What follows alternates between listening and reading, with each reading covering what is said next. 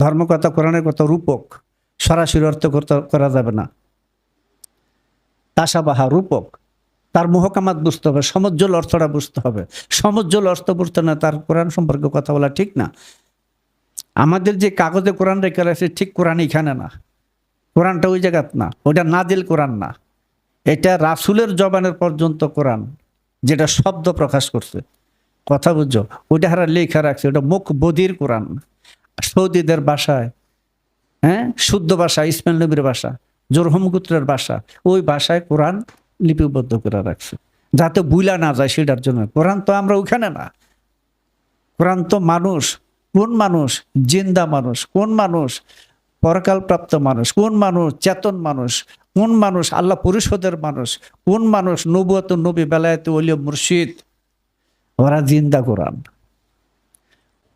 স্বয়ং ইমাম বুখারী পর্যন্ত বলছে, আমি যে হাদিসগুলো নিজে সত্য বলে মনে করছি আমি এটা দিছি, আর ওগুলির মধ্যে যে মিথ্যা হাদিস তা না, ওইখানে প্রচুর সত্য হাদিস, আমার দৃষ্টিতে এটা সত্যি, তাই দিছে। এটা ওনার মত। কথা বুঝছো? এইভাবে আজকে এই দশা হয়েছে। নারী পুরুষের পার্থক্য করতে করতে করতে করতে শেষ পর্যন্ত কি করছে, এগুলির এই বাল্লুক মার্কা বোরকা পর্যন্ত ফরা ছেড়ে দিছে। নবীর সময় চেহারাটা খোলা রাখা, এই পর্যন্ত খোলা রাখা, এই পর্যন্ত খোলা রাখা হলো সুন্নত।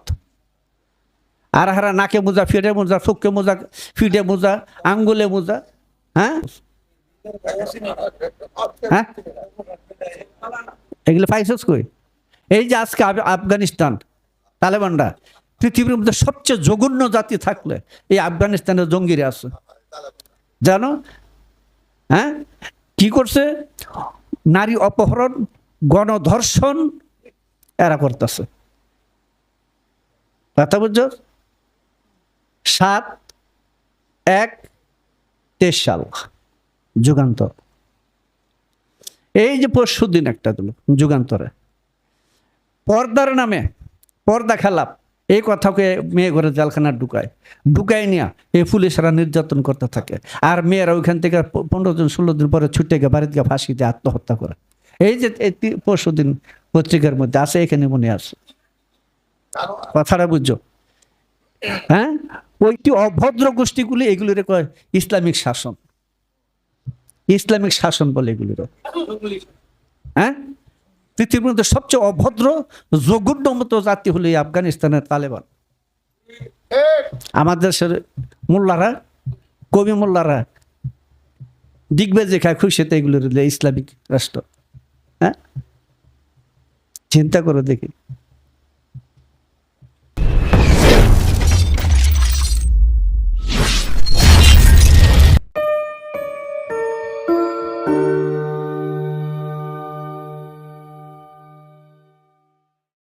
ভাষা শুদ্ধ, শুদ্ধ ভাষা আর শুদ্ধ অন্তর, কোনটা ঠিক?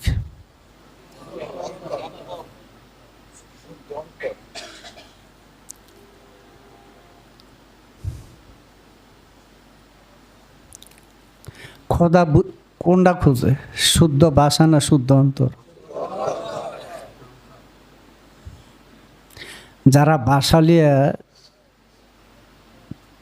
শুদ্ধ সদ্যর হাই প্রেশার লো প্রেশারে ভুগতেছে, তাদের জন্য একটু বলা। মুসা নবীর সময় এক রাখাল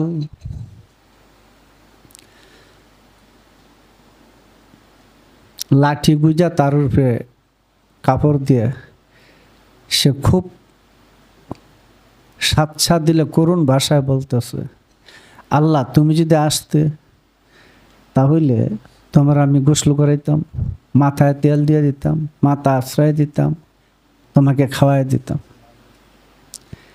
এই ভাষা ব্যবহার করতেছে। মুসা নবী যাবার পথে ওই বালকের কথা শুনে ধমক দিল, এক আল্লাহ কি এরকম নাকি যে আসবো, খাইবো, গোসল করাবি, তেল দিবি ইত্যাদি। হ্যাঁ, হ্যার মনের ভাব প্রকাশ করতেছে। আর মুসা নবী ধমক দিল, ছেলেটা আর কিছু বলল না, চুপ হয়ে গেল। তুর পাহাড়ে মুসা নবী সংক্ষিপ্ত বলে তুর পাহাড়ের সাজদা দিয়া বললো, আল্লাহ কথা বলেন না। কিছুক্ষণ পর গুরু গম্ভীর শব্দ দিয়ে বলল, মুসা, তোমাকে আমি মানুষের সাথে আমার সংযোগ স্থাপন করে দেওয়ার জন্য বলছি, বিচ্ছেদ ঘটানোর জন্য বলি নাই। বলল, প্রভু বুঝলাম না। কয়, তুমি ছেলেটাকে কি বলছো? কয়, হ্যাঁ বলতেছিল আপনি গেলে সে গোসল করাইব, মাথায় তেল দেবো, আশ্রয় দেবো, খাওয়াই দেব। কয়, তুমি তো এটা কি মানুষের হয় নাকি? মুসা নবী যখন এই কথা বললো, তখন আল্লাহ বলে, তুমি তো তার মুখের ভাষাটাই দেখছো, অন্তরটা তো দেখো নাই। সেই অন্তর জগতে তার এমন একটা এশকের ঢেউ খেলতেছিল যে আমি প্রস্তুত হয়ে গেছি নিজে আল্লাহ মানব রূপ ধরে ওই ছেলেটার সামনে দেখা দেব। আর এর মাঝখানে তুমি একটু বাধা সৃষ্টি করবে। আরো একটা ঘটনা ইতিহাসে বলে, কাসাসুল আম্বিয়াত বলে, মুসার জীবনী তো বলে। মুসা নবী আরো একদিন এরকম একটা দেখতে পেলেন, গাছের মধ্যে একটা পাখি ইয়া করুল করে ডাকতেছে। মুসা নবী দবক দিল, এই পাখি ইয়া করুল না ইয়া করিম। মুসা নবীর ধমক খাইয়া পাখি স্তব্ধ হয়ে গেল। মুসা নবী তুর পাহাড়ে গেল, সেজদা দিল, আল্লাহ কথা বলেন না। বেশ কিছুক্ষণ অপেক্ষার পর আল্লাহ বললেন, মুসা, তোমাকে আমাকে সৃষ্টির সাথে সংযোগ স্থাপন করে দাও তোমার কাজ। প্রভু কি হয়েছে? তুমি যে পাখিটাকে শুদ্ধ করে দিয়েছো, সেই পাখিটা কি বলতেছিল? প্রভু হে বলতেছিল, ইয়া করুল, আমি শুদ্ধ করেছি, ইয়া করিম। তুমি তো তার মুখটাই দেখছো, অন্তরটা দেখছো? মুখের দেখার দায়িত্ব তোমার, অন্তর দেখার দায়িত্ব আমার। এখন সে ইয়া করুলও বলতে পারে না, করিমও বলতে পারে না। পাখি মাথা বেরিয়েছে ডালার মধ্যে। যদি ওই পাখি মারা যায় তুমি গুনাহগার হয়ে যাবে। তুমি তো পাখির অন্তর্জগতটা দেখো না, সেইখানে আমি দেখতে পাইছি তার অন্তরটা যে কত সুন্দর ছিল, এই ডাকের ভিতরে কত মধুময় ছিল সে ডাকের ভিতরে। কাজে অন্তরটা বড় বিষয়, ভাষাটা বড় বিষয় না। কি কিছু বুঝলো? দজলা নদীর পারে এক আলেম সাহেব, মাদ্রাসার আলেম, হাঁটতে পারেছি বিকেলবেলা। নদীর মাঝের চর, ওইখানে এক ফকির জিকির করে আল্লাহু আল্লাহু আল্লাহু। এই কিস্সাটা লেখা আছে দরবেশ কাহিনী বইয়ের মধ্যে। প্রাচীন যুগের অলি আল্লাহরা যে কিস্সার দ্বারা মানুষকে জ্ঞান দান করতেন, সেই কিস্সাগুলো ওই কিতাবে সংকলন করা আছে। যাক, মৌলভী সব চিন্তা করলো, এই বেআলেম ফকির আলহু আলহু জিকির করে, আলহু না আল্লাহু। আর আমি যদি এটা সংশোধন করে না দিই, নিশ্চয়ই আল্লাহ আমাকে একটা লাথিটা দোজকে ঢুকাইব। তাই গৌরবের সাথে অহংকার, সুন্দর একটা অহংকারী বাবলিয়া নদী ওই পারে গেল, চরের মধ্যে গেল, যাইয়া বললো, এই তুমি কি বলো? আলহু না আল্লাহু। ওইটা বলো, আল্লাহু বলো। আইসা পড়ছে, মাঝখানে আসার পরে হ্যাঁ আগের মধ্যে আবার আলহু আলহু শুরু করছে। বললো, বেআলেম ফকির শুদ্ধ করে দেওয়ার পরে সে ঠিক হলো না, আবার রাগত সরে গেল, একটু একটা বিশেষ দায়িত্ববোধ মনে করে গেল। যাওয়ার পরে আবারও শুদ্ধ করে দিয়ে আসলো, একটু রাগত সরিয়ে দিল। এইবার নদীর নৌকা দিয়ে আসতে শুরু করলো, বেশিরভাগের দিকে এসে পড়ছে। ও বেটা আলহু কয় না আল্লাহু কয় না। মৌলভী সাহেব তো গর্বে বুকটা ভুলে গেছে, নিশ্চয়ই আমার কথাটা তার মনে লাগছে নাকি। কিছুক্ষণ পরে ব্যক্তি পানির উপর দা দৌড়ে আইতেছে, আইয়া কইতেছে, মৌলভী সাহেব কি জানি কইছিলেন আপনি, আমার মনে নাই। এখন মোল্লা আছে এদে, আরে হয়তো পানির উপর যাইতেছে, আমি কারে সংশোধন করতে গেছি। এখন মৌলভী কয়, হুজুর আপনি যেটা কইছিলেন ওইটাই ঠিক, যেটা কইছিলেন ওইটাই ঠিক। কথা বুঝছো?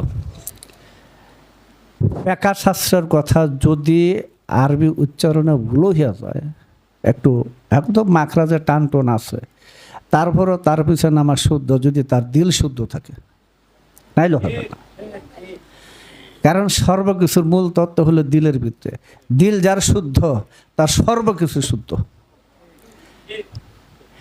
এমন ওলি করে দেখা গেছে যে গালাগালি করছে, তবু সে আল্লাহর ওলি হয়ে গেছে। এটা তার মুখের বিষয়, অন্তরের না। কথা বুঝছো? এই জন্য বলি যে ভাষা শুদ্ধ ফকিরের বিষয় না, ফকিরের শুদ্ধ হলো অন্তর। কথা বুঝছো? এই জন্য মন যার শুদ্ধ, তার কিছুই শুদ্ধ, তার সর্ববন্দিগি শুদ্ধ। কথা বুঝো নাই? এই সাবজেক্টটা মনে রাখতে হবে। এটা কিন্তু মোল্লাদের একটা বাহাদুরি, যে আরবি শুদ্ধ করিয়া না পড়তে পারলে মানে এইটা হবে না, ওইটা হবে না, ওইটা হবে না। এটা তুমি শরীয়তে, তুমি মোল্লা শরীয়তে হইতে পারে, আল্লাহ শরীয়তে নাই। মোল্লা শরীয়তে থাকতে পারে, আল্লাহ শরীয়তে নাই বলা। কাজী আমাদের মূল কর্ম হলো অন্তর্জগৎটাকে শুদ্ধ করা, অন্তর্জগৎটাকে ঠিক করা।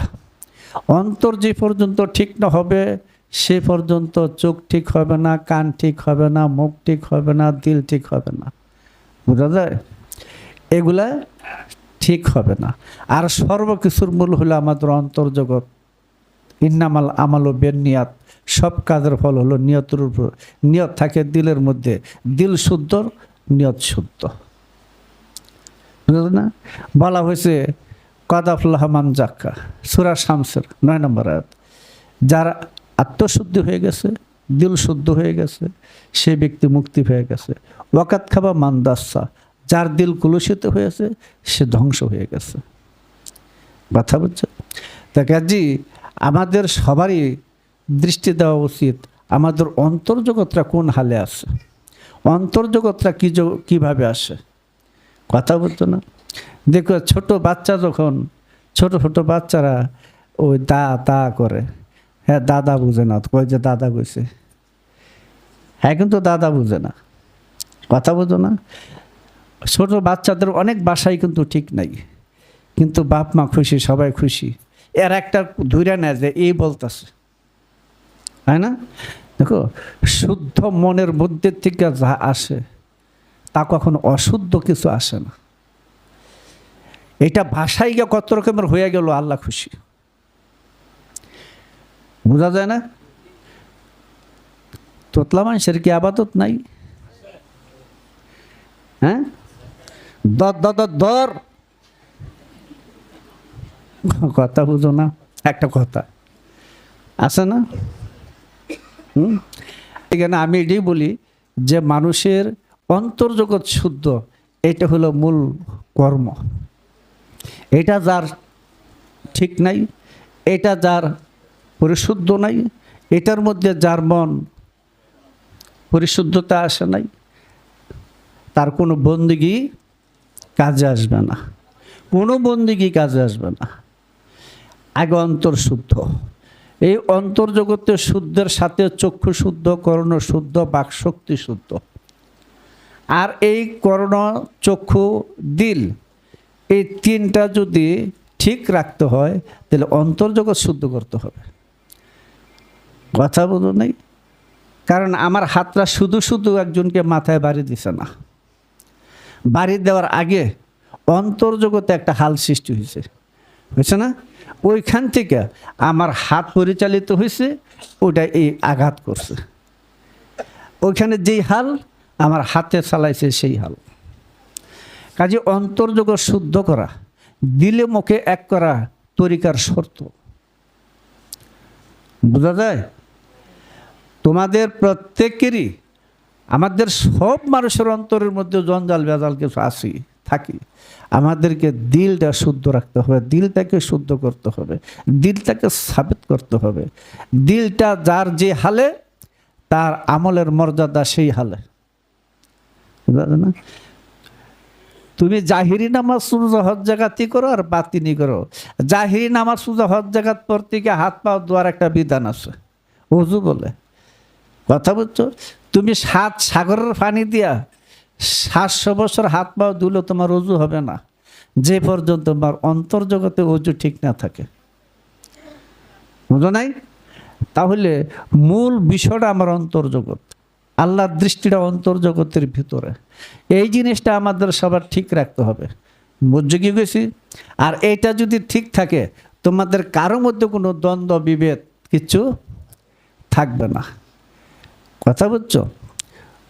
গুরুর এরাদার সাথে ভক্তের এরাদা যখন এক হয়ে যায়, এক করার আগে তোমার দিল শুদ্ধ করতে হবে। কথা বুঝছো না? যেমন তোমার দাদা একটা গান বলছিল, গুরু মহাশক্তি জেনে করলে আত্মসমর্পণ, আত্মসুখ গুরুকে দিলে অকালে তার হয় না মরণ। হ্যাঁ, কি জানি সোনাতে সোহাগা দিলে নাকি, দুই ধাতু এক যোগে সলে গুরু শিষ্য তেমনি হইলে যাওয়া যেত যাতে মিশে, গুরু ভজন হবে কিসে। তাহলে তোমার অন্তর্জগৎটা যখন গুরুর সাথে অবিচ্ছিন্ন সংযোগ থাকবে, অবিচ্ছিন্ন সংযোগে আবদ্ধ হয়ে থেকে তোমার সালাদ ঠিক আছে, তোমার সালাদ ঠিক আছে। আর যদি বিচ্ছিন্ন হয় সালাদ কাজা হয়, কথা বুঝছো? তাই বিগত যুগের ওলি আল্লাহরা যদি একটা দুম বিনা স্মরণে পার হইতো, তারা মনে হইতো তাদের কল্লাটা যেন কাটা গেছে। এটা আগে বিগত যুগের ওলিদের একটা বিধান, কথা বুঝছো? কাজী আমাদের মূল দরবারে তো অনেক দিন আসো অনেকেই, মূল যে বিষয়গুলো অন্তর্জগতটা ঠিক করো, কারো সাথে কারো অন্তর্জগতটার ঠিক নষ্ট হতে তো না। এমনকি অন্যকে দেখে যদি তোমার ব্রুকুটি বা একটু বিরক্ত বোধ করে, তোমার সমস্যা আছে। আমার অসুখ বেশি হলে ডাক্তার দেখাই, তাই না? কিন্তু অন্তর রোগের ঔষধ কিন্তু ডাক্তারের হাতে নাই, এটা পীর মুর্শিদের হাতে। পীর মুর্শিদের নির্দেশনায় যেভাবে বলবে ঠিক সেইভাবে চললে কিন্তু তোমার অন্তর্জগৎ ঠিক হবে। তুমি যদি নির্দেশনার বাহিরে চলো, তোমার জবাব কিন্তু তোমারই দিতে হবে। কারণ যখন তুমি গুরুর আইনে গুরুর নির্দেশের ভিতরে থাকবে, তখন তোমার এই অন্তর্জগৎ অবশ্যই শুদ্ধ হবে। যদি তুমি গুরুর আইনে চলো, গুরুর নির্দেশনায় চলো। কাজী তোমাদের অনেকের মধ্যে দেখা যায় একটু মন মালিন্য অমুকের প্রতি অমুকের আছে, এর কারণে তোমার মনের মধ্যে ভেজাল আছে না? যেখানে তোমার এটা উদয় হইতেছে, তুমি তখন গুরুকে মনে করো, দেখি তোমার কি একটা সমস্যা হয়ে যায়। সমস্যাটা কি জানো? তুমি মানতে পারতেছো না, কিন্তু গুরুর বাক্য ভালাইতে পারতেছো না, কেমন একটা ব্যাঘাতে আছো। হ্যাঁ, আর যদি গুরু বাক্য শিরোধার্য মনে করে, তাহলে তুমি আত্মজয় হয়ে যাবে। ওই সময় তুমি জয় লাভ করতে পারবে। মনের হিংসা অহংকার বিদ্বেষ এটি ধীরে ধীরে সরাই দিয়া পরিশুদ্ধ একটা মানব স্তরে আমাদের আসতে হবে, বুঝলো না? এই জন্য দেখা যায় যে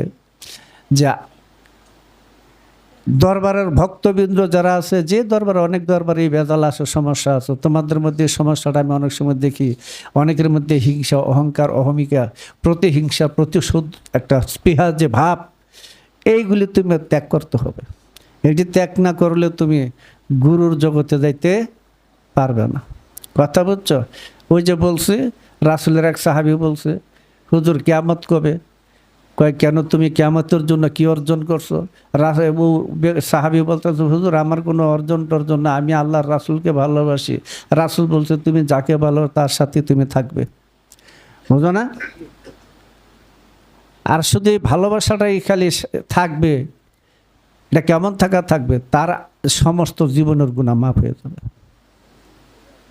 এটা সূরা ইমরানের 31 নম্বর আয়াতের কথা। নবুয়ত নবীদের বেলায়েতে হইলে মুর্শিদের হাতে, কথা বলছো? মুর্শিদ সবাই, আদম থেকে সবাই মুর্শিদ, সবাই গুরু। নবুয়তের ভাষার নবী, বেলায়েতের ভাষা হইলে মুর্শিদ বা উলিয়া উলিয়া আমরাকে বলি। সবাই পথ প্রদর্শক, কাজ একটাই, উপাধি ভিন্ন।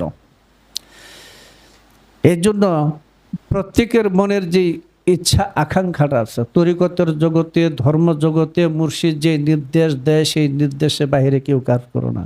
তোমাদের মধ্যে একটা ঐক্যতা সৃষ্টি করো, তোমাদের মধ্যে একটা মিল মহব্বত সৃষ্টি করো, কথা বুঝছো? তোমরা একটা হইয়া যাও। একটা হইতে গিয়া গুরুর ইচ্ছার সাথে তোমরা এক হইয়া যাও, হইলে দেখবে সবাই এক হয়ে গেছে। এক যখন হইয়া যাবে, তখন তোমরা হিজবুল্লাহর ভিতরে ঢুকবে, আল্লাহর দল হইতে পারবে। অন্তরের শুদ্ধিতার কারণে এটা অর্জন করা যায়।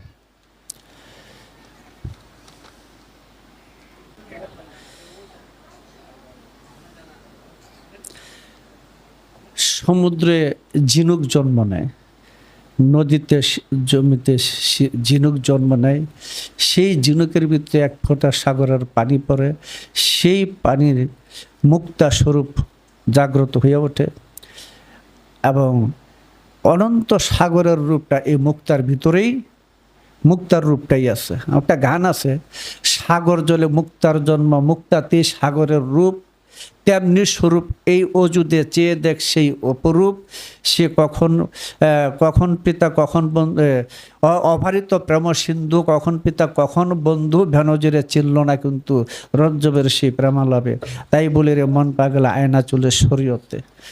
তো সেই মুক্তা ঝিনুক যেমন এক ফোঁটা পানির জন্য সাগর উন্মুক্ত হইয়া থাকে, ঠিক তেমনি ফেরেশতারা সেই এশকের একটা ফোঁটার জন্য উদ্গ্রীব হইয়া থাকে। হাজার কুল কিনারা বিহীন সমুদ্র উৎসর্গ হয়েছে আদমের মাটিতে। আদমকে মাটির দ্বারা তৈরি করা হয়েছে কোরআনের ভাষায়, আরও কয়েকটা ভাষা আছে। তো যাক, সেই আদমের মাটি বলা হয়েছে, সেই আদমের মাটিতে কুল কিনারাবিহীন সমুদ্রের উৎসর্গ হয়েছে আদমের মাটিতে।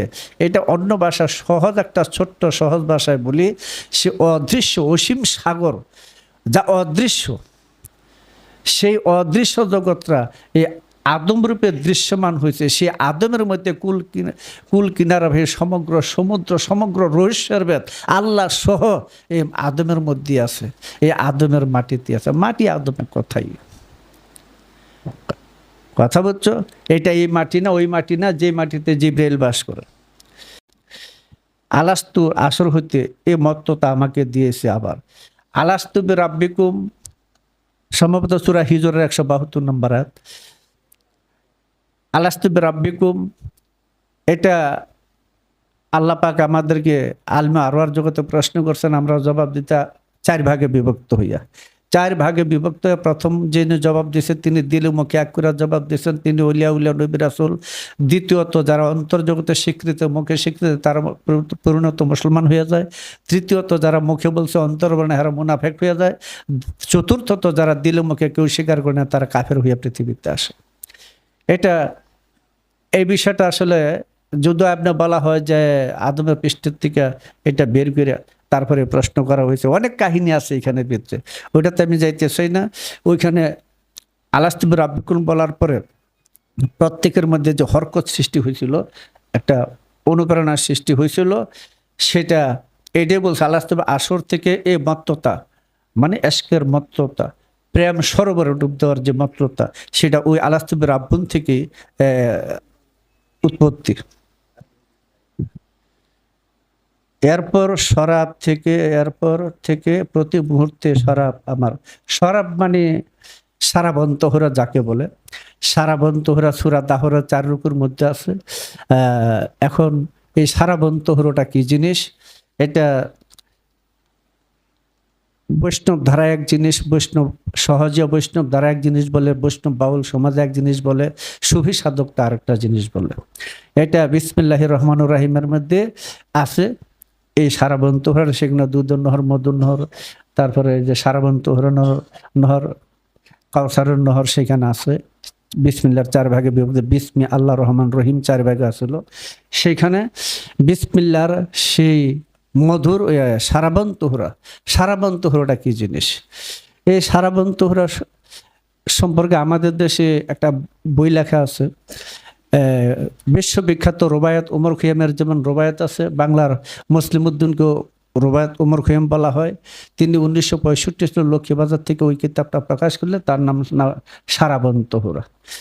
ঠিক আছে, তোমার দাদা আমাকে এই বইটাই দিছিল যে সেই সারাবন্তহরা, সে সারাবন্তহরাটা সাধারণ মানুষের জন্য না, এটা বিশেষ মানুষের জন্য, অর্থাৎ আল্লাহ পরিষদের মানুষের জন্য সারাবন্তহরা। সেটা হলো পবিত্র প্রেম।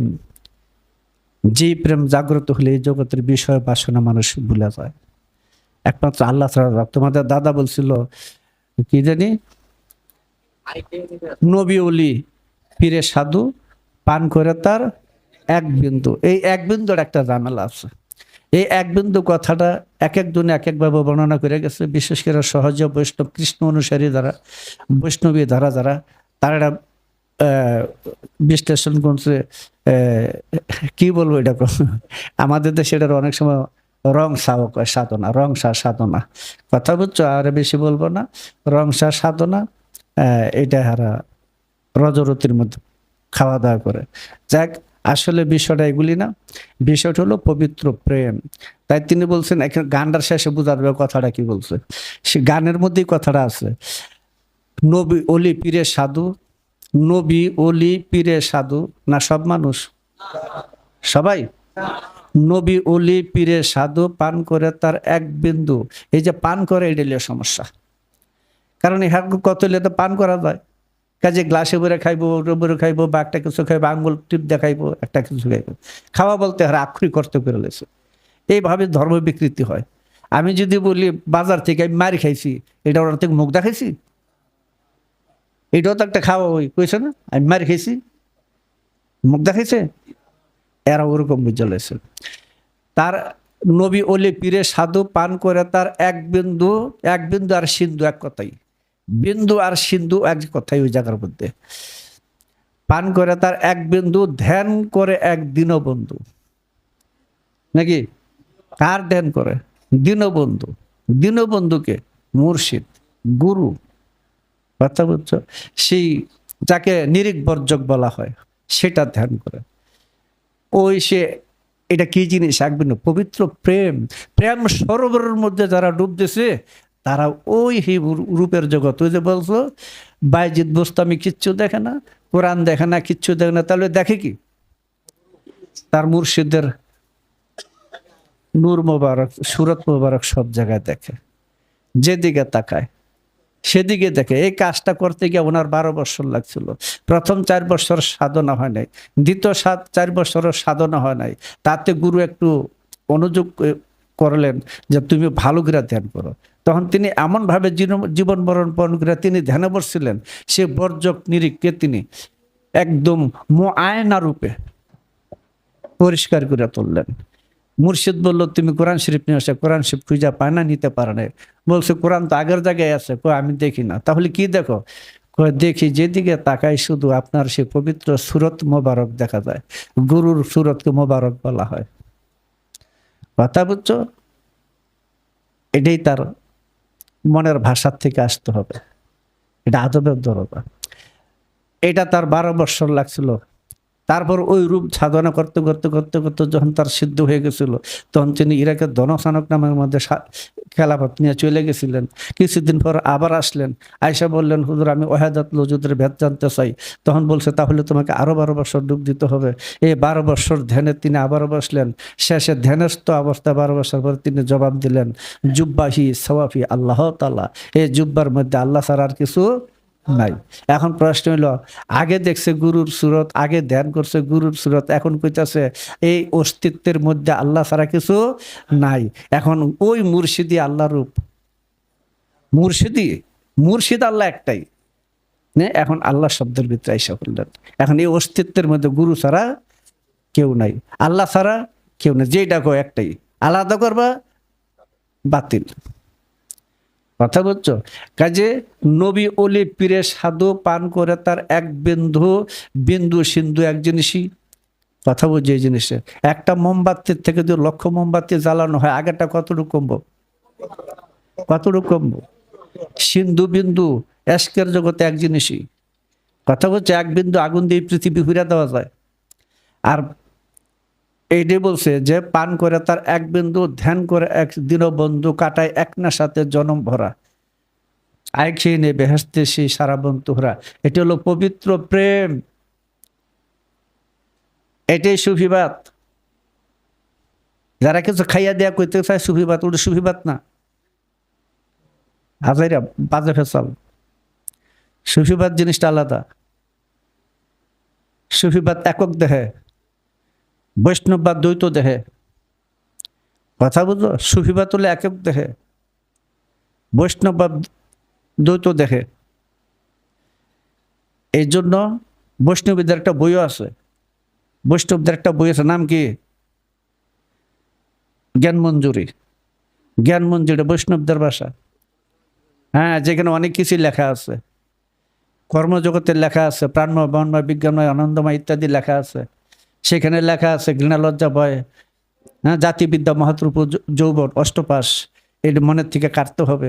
ভালো কথা আছে, অনেক জায়গায় ভালো কথা আছে, কিন্তু ওদের যে সাধনাটা হলো বস্তুগত, ওদের সাধনাটা হলো বস্তুগত। আর সুফিদের সাধনাটা হলো আত্মগত, আধ্যাত্মিক জগৎ। বুঝছো? তবে শুরুতে এটা আধ্যাত্মিক জগতে এটা তো ছিল, কিন্তু পূর্ববর্তী দ্বৈতবাদ হয়ে গেছে। কবি আলাউল যখন ছিল তখন এটা স্লোগান ছিল নারী হিজড়া পুরুষ খোঁজা, তাতে হবে কর্তা বোঝা। এখন নারী ও হিজড়া হয় না, পুরুষ আর খোঁজা হয় না, মহাবিপদ হয়ে গেছে। কথা বোঝো না? ছিল ওইখান থেকে সবাইকে তাদের ভক্তরা ওনাকে জয় কর্তা বইলা ডাকতো, জয় কর্তা বইলা ডাকতো। ওই যে কর্তা ভজা, কর্তা ভজা সাধনা, প্রেম ভজা সাধনা। কথা বলছো?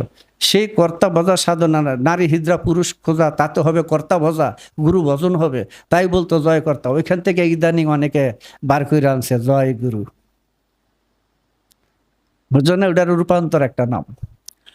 যাক, এখানে সারাবন প্রতি মুহূর্তে শরাব আমার সাথে পুরোপুরি লেগেই আছে, মানে সে প্রেম সরোবরের ভিতরে সে ফানা হয়ে গেছে, ডুব দিয়ে রাখছে। বিষয়টা হলো এরকম।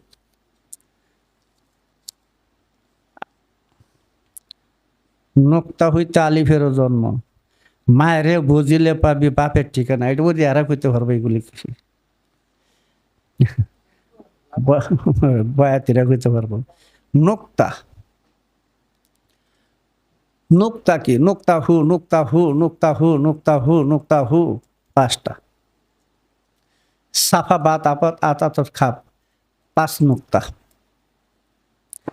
নোক্তা হইতে আলিফ অস্তিত্ব সৃষ্টি, অসংখ্য নোক্তার সমষ্টি আলিফ, পাঁচটার, পাঁচের মধ্যে আছে, সেটা আলিফের জন্ম। সেই নোক্তার ইতিহাস আমাদের দেশে যে বাইরে নেছে একটা ইয়া দিয়ে রাখছে না, ফোঁটা দিয়ে রাখছে। হ্যাঁ, ফোঁটাটা নোক্তা না, এটা প্রতীক। যেমন এটা অনেকে জানবে, লেখা রাখছি কোরআনের সারাংশ সূরা ফাতিহা, ফাতিহার সারাংশ হলো বিসমিল্লাহির রহমানির রহিম, বিসমিল্লাহির রহমানির রহিম সারাংশ হলো বিসমিল্লাহ, বিসমিল্লাহর সারাংশ হলো বা হরফ, বা হরফের সারাংশ হলো কি? নোক্তা। আর মাওলা আলী বলছেন আনা নোক্তা তো তাহতালবা, বলছেন আমি বা হরফের নিচের নোক্তা। আর রাসূল বলছেন, এটা খাজা বাবা নিজের ভাষায় প্রকাশ করছেন। রাসূল বলছেন, খাজা বাবা নিজের ভাষায় এটা বলছেন,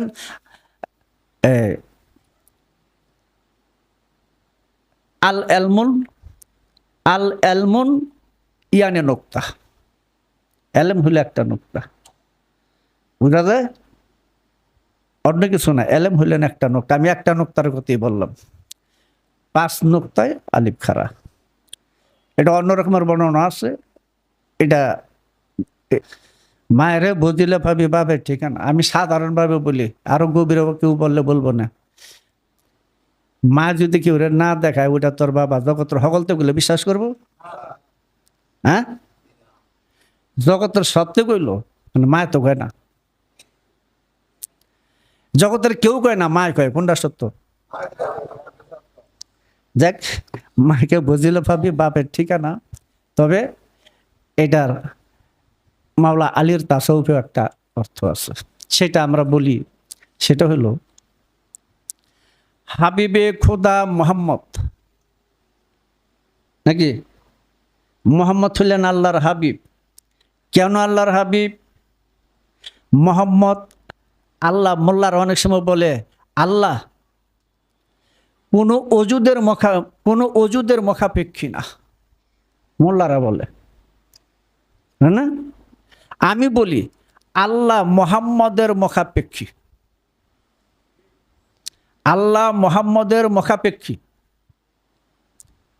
ইন্নাল্লাহ ওয়া মালাইকাতাহু ইউসাল্লুনা আলান নবী, নিশ্চয় আমি আল্লাহ ফেরেশতা সহ আমার নবীর সালাত আদায় করে।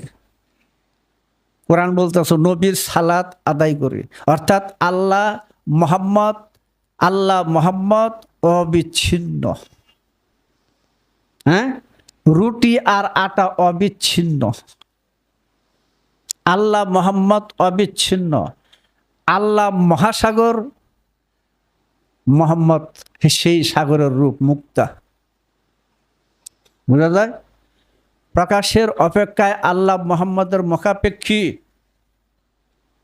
সেই মোহাম্মদের সাথে তার মাতা পিতা আছে, এটা অনেকেই জানে।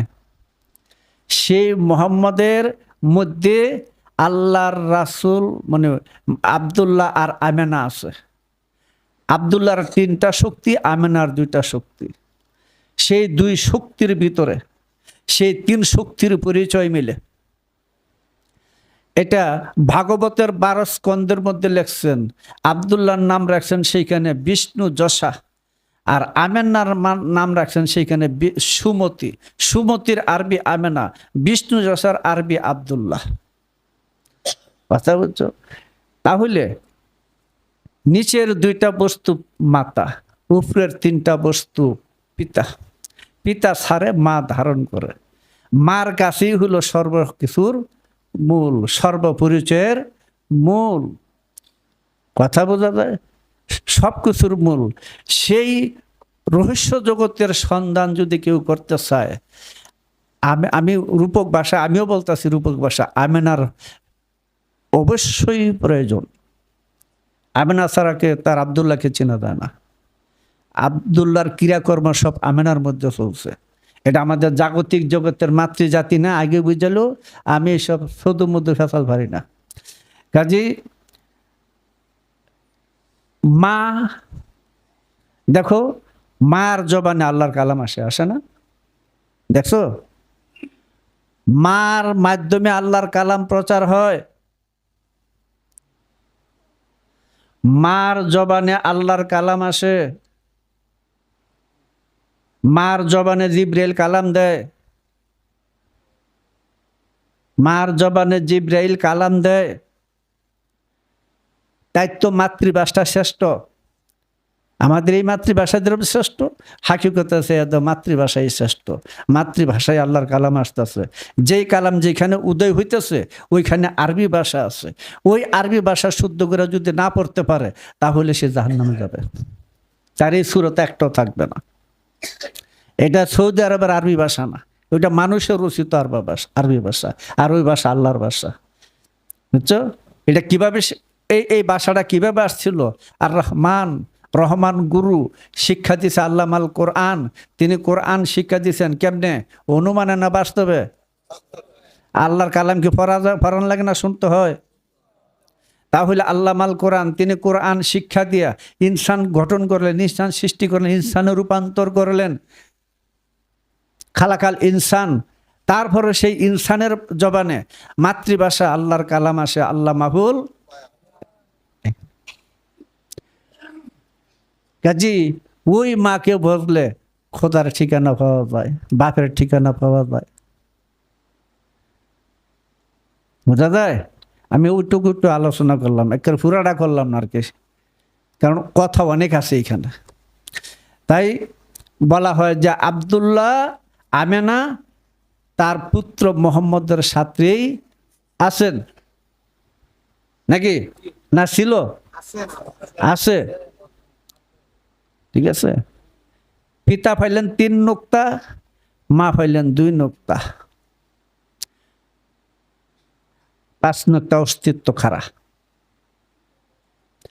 5 নুক্তায় 5 মানুষ উদয়, পীরের কাছে জানিতে হয়। 5 নুক্তায় 5 মানুষ উদয়।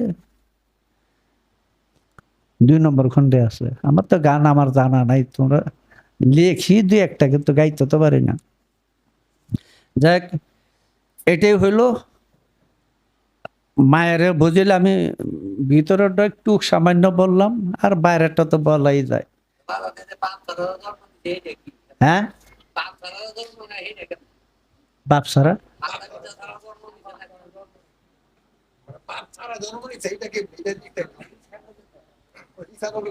জারস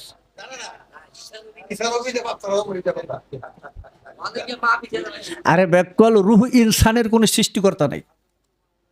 রুহ ইনসানের কোন পিতা নাই। রুহ ইনসানি জগৎ পিতা। রুহ ইনসানি জগৎ পিতা। তার আবার পিতা থাকবে কে? কথাটা বুঝছো? হ্যাঁ, এরপরও ওই ইতিহাসে অনেকটা লিখছে।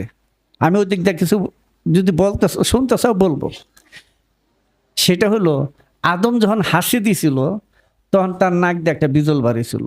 সেটা বেহেশতের ফুলের মধ্যে রেখে দিয়েছিল। জিবরাইল যখন মরিয়মের কাছে গেছিল, সেই ফুলের গ্রান দিছে, সেই ফুলের গ্রান টান দিছে, পরে তার ঔরসের মধ্যে ঈসা চলে গেছে। অর্থাৎ বোঝা যায় আদম হলো ঈসার পিতা। দুই ঠেঙ্গে আদমও না, আবার দুই ঠেঙ্গে আদমের বাইরেও না। কথার রহস্য রয়ে গেছে। আমি অন্য দিক দিয়ে বললাম, কথা বুঝছো? কতগুলি বুঝছি। ঈসাটা কি?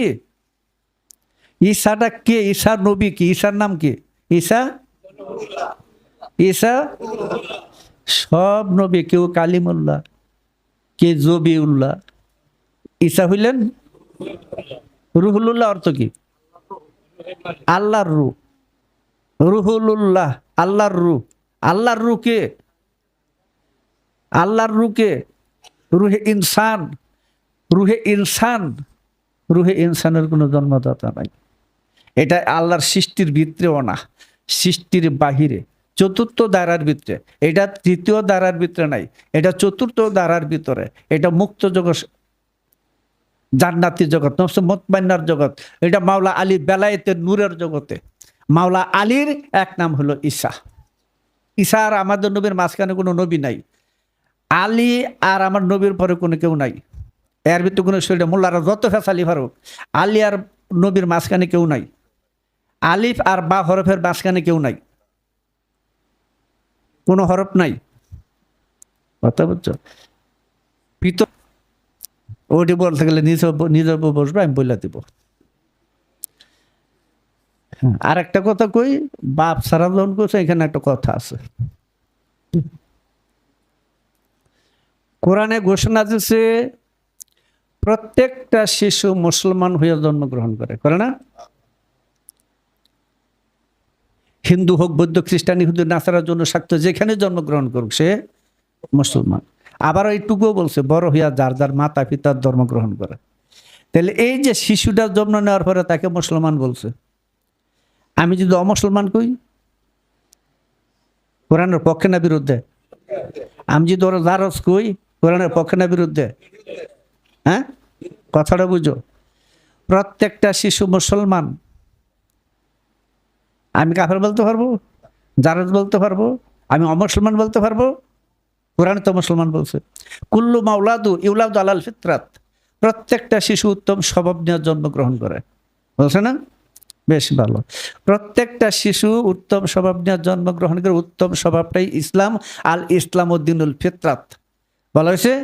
প্রত্যেকটা শিশু উত্তম স্বভাব নিয়ে জন্মগ্রহণ করে। উত্তম স্বভাবটার নাম হলো কোরআনে নফসে মুতমাইন্না। নফসে মুতমাইন্নার অধিকার মানুষটি হলো মুসলমান। বুঝা গেছে? এবার একটা প্রশ্ন করি। কোরআনে ঘোষণা দিয়েছে প্রত্যেকটা শিশু মুসলমান হয়ে জন্মগ্রহণ করে না? হিন্দু হোক, বৌদ্ধ, খ্রিস্টান, ইহুদি, নাসারার জন্য স্বার্থ, যেখানে জন্মগ্রহণ করুক সে মুসলমান। আবার এইটুকুও বলছে বড় হইয়া যার যার মাতা পিতার ধর্ম গ্রহণ করে। তাহলে এই যে শিশুটা জন্ম নেওয়ার পরে তাকে মুসলমান বলছে, আমি যদি অমুসলমান কই, কোরআনের পক্ষে না বিরুদ্ধে? আমি যদি ওরা জারজ কই, কোরআনের পক্ষে না বিরুদ্ধে? হ্যাঁ, কথাটা বুঝো। প্রত্যেকটা শিশু মুসলমান।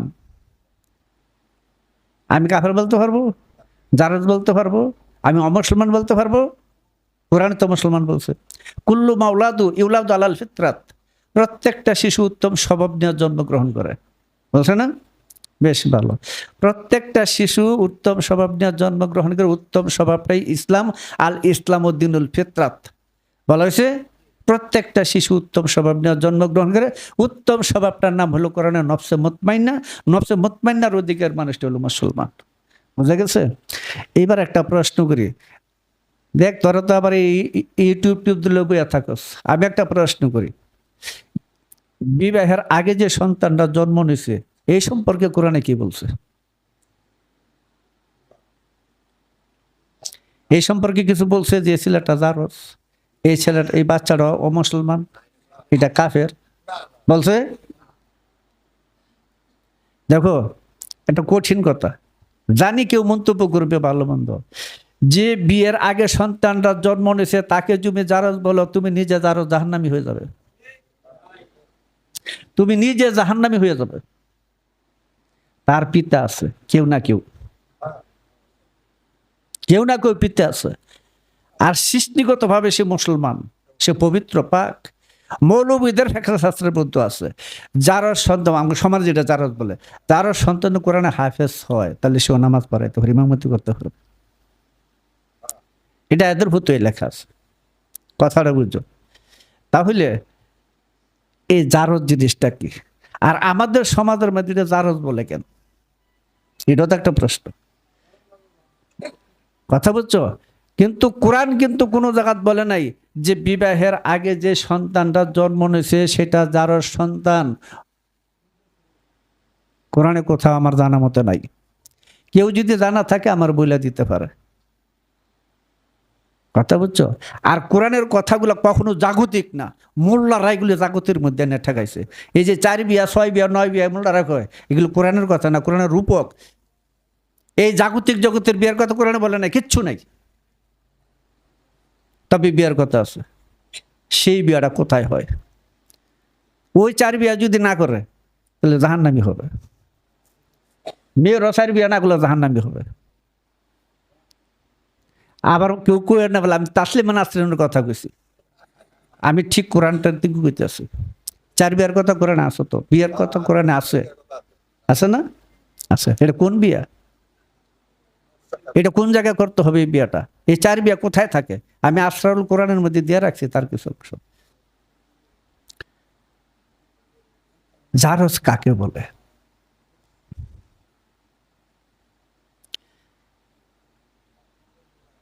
পশু আত্মার সাথে মানবাত্মার মিলনকে জারজ বলে। যে মানবাত্মার মানুষ পশু আত্মার ভিতরে বাস করতেছে ওরা জারজ। তাদের পিতা নাই, রুহে ইনসানিয়াত নাই। বুঝেছি? বুঝো? ওইটাকে জারজ বলে, যার পিতা নাই। কাজে বুঝালেও কে কে জারজ। জারজ কোনো গালি না, এটা সৃষ্টির একটা পর্যায়ের অবস্থান। আমরা প্রত্যেকটা মানুষই বিশেষ একটা সময় জারজ। বুঝে কি গেছি?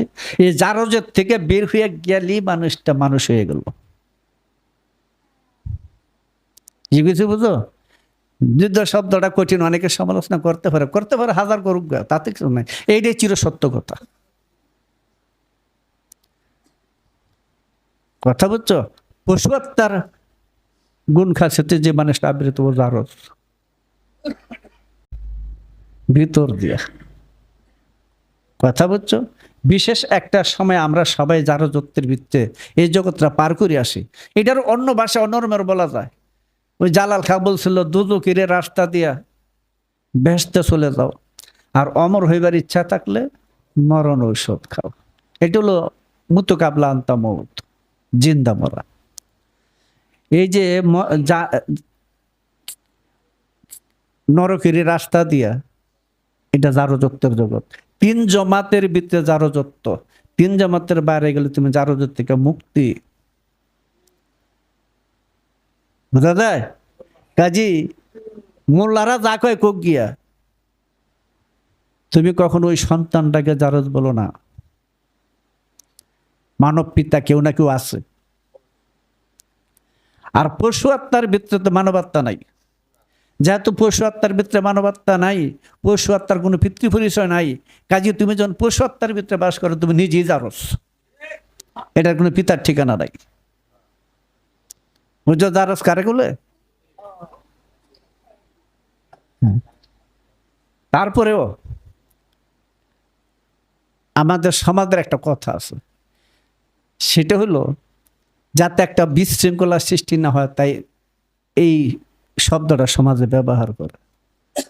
কিন্তু এটা কোরআন বিরোধী কথা। কথা বুঝছো? তোমার মধ্যে যে কুমতি নারী আছে, আছে না? ও কুমতি নারীকে তুমি শুদ্ধতার জগতে নিয়ে আসো, দেখবা 4 নারী এক সমতায় আসছে।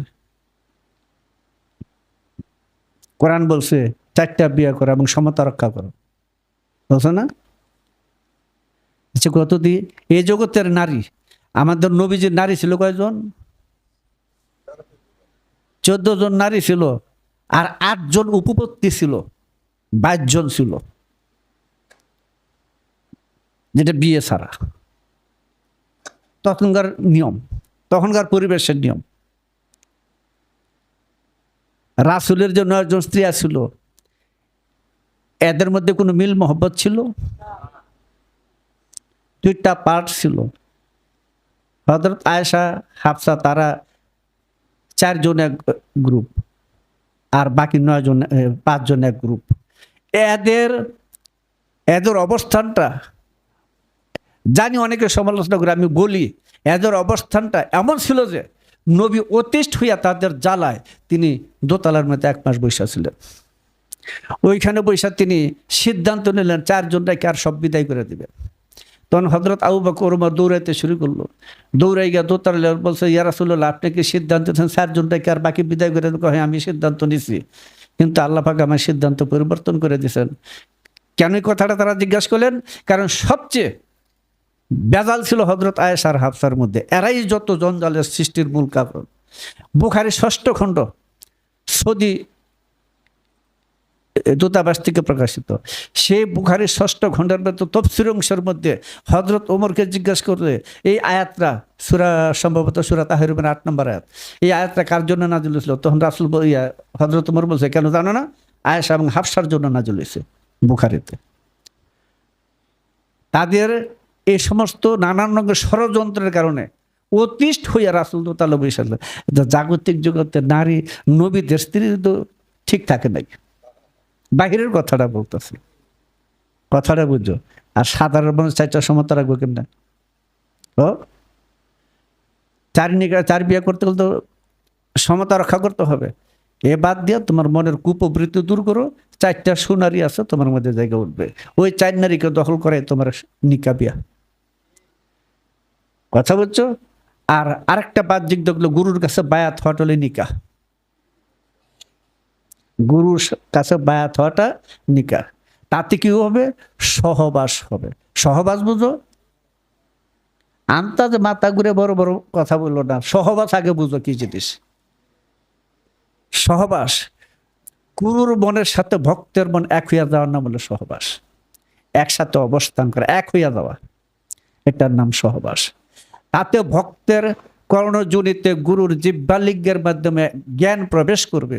সেই জ্ঞান প্রবেশ করে সেই জ্ঞানের জন্য অন্তর্জগৎ আলোকিত হয়ে যায়, তার মধ্যে একটা জ্ঞান সন্তানের জন্ম হয়, ওই মানুষটা জান্নাতি হয়ে যায়। কাজী জারজ কি জিনিস এটা বুঝার বিষয়।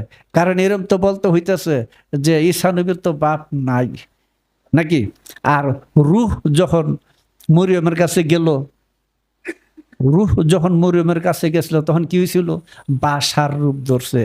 বাসার রূপ বোঝা যায়, এই অভাবটাকে বাসার বলা হয়। এই রূপ ধরে গেছিলেন। তাতে মরিয়ম একটু ভয় পাইছিলেন, ভীত হয়ে গেছিলেন। তিনি রূপ ফুৎকার করলেন নাকি? সেই রূপ কি জিনিস, দেখতে কিরকম? রুহুল আজম কাকে বলে, এটা দেখতে কিরকম? ওই যে কে জানি একটা গান লেগেছে দেওয়ান রোশন, কে জানি, কামিলিন পীর হবেন যিনি, রুহের সুরাত দেখাবেন তিনি। বুঝছে না? সেই রুহুটা কি? রুহুল আজম। ওই যে রূপ পেতেছে, মাসার রূপ ধরছে, বাসার রূপ এখনো আছে, সবসময় ছিল, আছে, থাকবে। কথা বুঝছো? আর খ্রিস্টানরা বলবে ইউসুফ নামক এক ব্যক্তি ছিল মরিয়মের জামাই। এটা খ্রিস্টানদের কথা, ওরা এটা বলে, এদের কিতাবে লেখা আছে। ঠিক আছে? যখন দেখছে যে অনেক জাগতিক জগৎ এক বিষয়, কথা বুঝছো? এই রূপ মানব রূপ ধরছেন, বাসার রূপ ধরছেন। মরিয়ম কি জিনিস? খাদেম। যিনি খাদেম হবেন, যিনি গুরুর খাদেম হবেন, কিন্তু আব্দুহ হয়ে যাবেন, তার মধ্যে সে রূপ জাগ্রত করবে। মরিয়ম বলতে বুঝতে হবে আসলে মরিয়ম কি জিনিস। ধর্মকথা, কোরআনের কথা রূপক, সরাসরি অর্থ করা যাবে না। তাসাবাহা, রূপক, তার মোহকামাত বুঝতে হবে, সমজ্জ্বল অর্থটা বুঝতে হবে। সমজ্জ্বল অর্থ বুঝতে না তার কোরআন সম্পর্কে কথা বলা ঠিক না। আমাদের যে কাগজে কোরআন রেখে আছে, ঠিক কোরআন এখানে না, কোরআনটা ওই জায়গাত না, ওটা নাজিল কোরআন না, এটা রাসূলের জবানের পর্যন্ত কোরআন, যেটা শব্দ প্রকাশ করছে। কথা বুঝছো?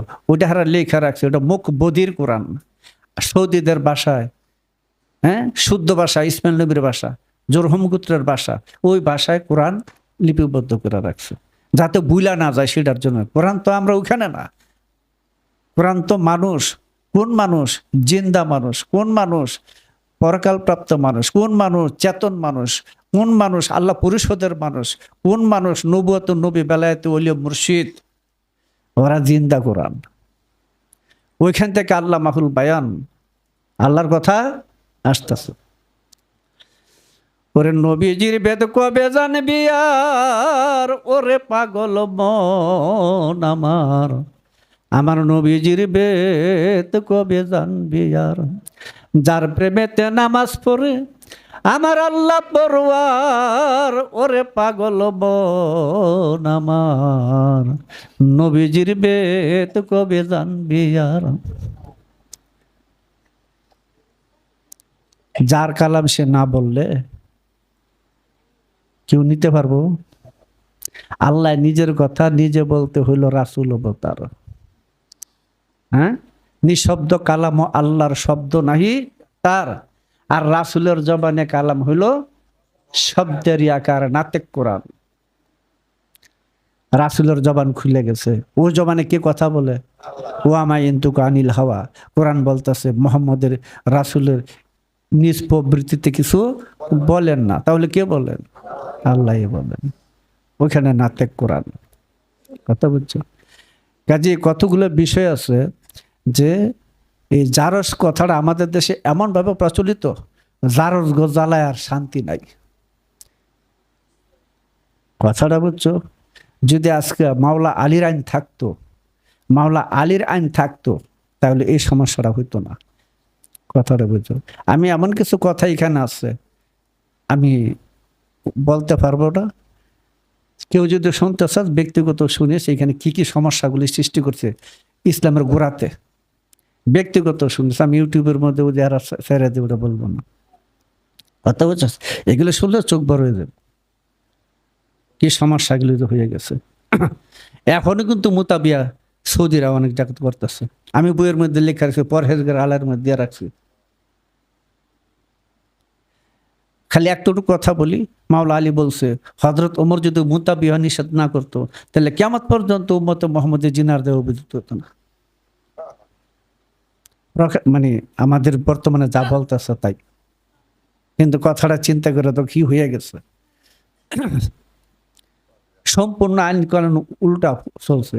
যদি মাওলা আলীর রেসালাতের দায়িত্ব যিনি পাইছেন, মাওলায়েতের দায়িত্ব যাকে দেওয়া হয়েছিলেন, তার আইন যদি থাকতো, রাসূলের আইন যদি থাকতো, তাহলে এই সমস্ত ঘটতো না।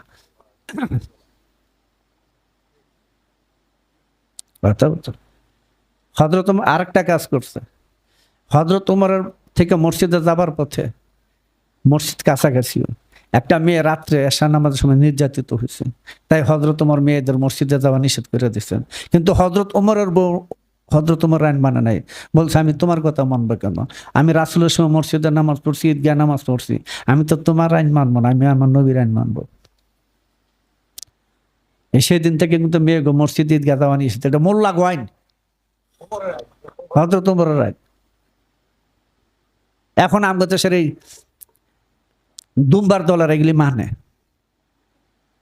বলে না? আমাদের এখানে মেয়ের ঈদের নামাজ পড়ে, বলে না?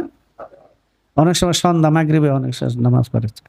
অনেকে সমালোচনা করে যে হারা বেড়া বেডি একসাথে নামাজ পড়ে। এরা তো 14 খ্রিস্ট পরীক্ষা কিতাব দেখো জানি।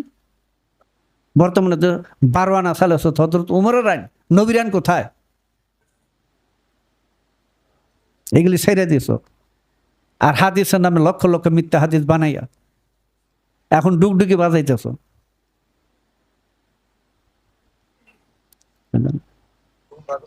নবীর সময় তো ছেলে মেয়ে একসাথেই থাকতো, মেয়েরা পিছনে নামাজ পড়ছে, ছেলেরা সামনে নামাজ পড়ছে, ঈদগাহ নামাজ পড়ছে, মেয়েরা পিছনে ছিল। এবং বলছে একটা ওড়না দিয়ে হলো, যদি কারো সমস্যা আছে না, ওড়না নাই, একটা ওড়না নাই, কইছে তুমি আর তোমার বান্ধবী এক ওড়না দিয়ে ঈদের মাঠে আসতে হবে। বলছি আর আসলে ওর অসুখ হয়ে গেছে, তাতেও আসতে হবে, নামাজ পড়বে না কিন্তু আলোচনা শুনবে। কেমন করা আইন দিছিল নবী। হ্যাঁ, আর এখন মেয়ে ঘরে জুমার ঈদের নামাজটা তো ওয়াজিবটা তরক করলো কেডা? এই মোল্লারা হযরত ওমর। খালি কাগজে লেখা লিখলে আমার মানতে হবে? সহি বললেই মানতে হবে? না ভিতরটা আমার বুঝতে হবে? অনেক দিন আগে, প্রায় 30 বছরের মতোই, সদরঘাট দিয়ে আমি আসতেছি, ওইখান তো অনেক বই পাওয়া যায়। তো একটা বই দেখলাম, লেখা হলো গুনিয়াতুত তালিবিন, বরবি সাহেব নামে এটা প্রচার করতেছে। তো দেখলাম গুনিয়াতুত তালিবিন বইটা লইছি, লিয়া খুললেছি, এদের ভিতরে মণিহার উপন্যাস, মণিহার একটা উপন্যাস আমি পড়ছি, সে উপন্যাস বই। মলারটা হলো ফতহুল গায়েব, আর ভিতরে হলো এমন কোন হাদিস আছে যেটার মধ্যে কিছু ভুল মিশ্রিত নাই, কিছু ঢুকায় নাই। স্বয়ং ইমাম বুখারী পর্যন্ত বলছে, আমি যে হাদিসগুলো নিজে সত্য বলে মনে করছি আমি এটা দিছি, আর ওগুলির মধ্যে যে মিথ্যা হাদিস তা না, ওইখানে প্রচুর সত্য হাদিস, আমার দৃষ্টিতে এটা সত্যি, তাই দিছে। এটা ওনার মত। কথা বুঝছো? এইভাবে আজকে এই দশা হয়েছে। নারী পুরুষের পার্থক্য করতে করতে করতে করতে শেষ পর্যন্ত কি করছে, এগুলির এই বাল্লুক মার্কা বোরকা পর্যন্ত ফরা ছেড়ে দিছে।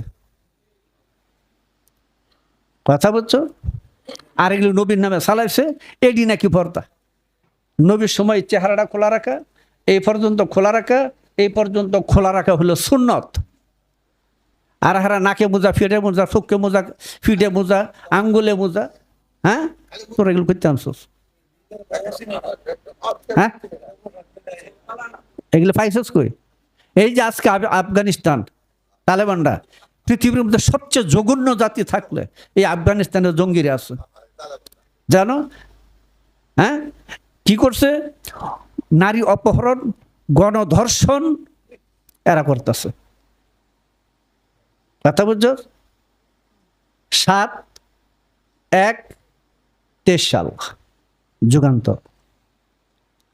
এই যে পরশুদিন একটা দিল যুগান্তরে, পর্দার নামে, পর্দা খেলাপ, এই কথাকে মেয়ে ঘরে জেলখানা ঢুকায় নিয়ে এই পুলিশরা নির্যাতন করতে থাকে।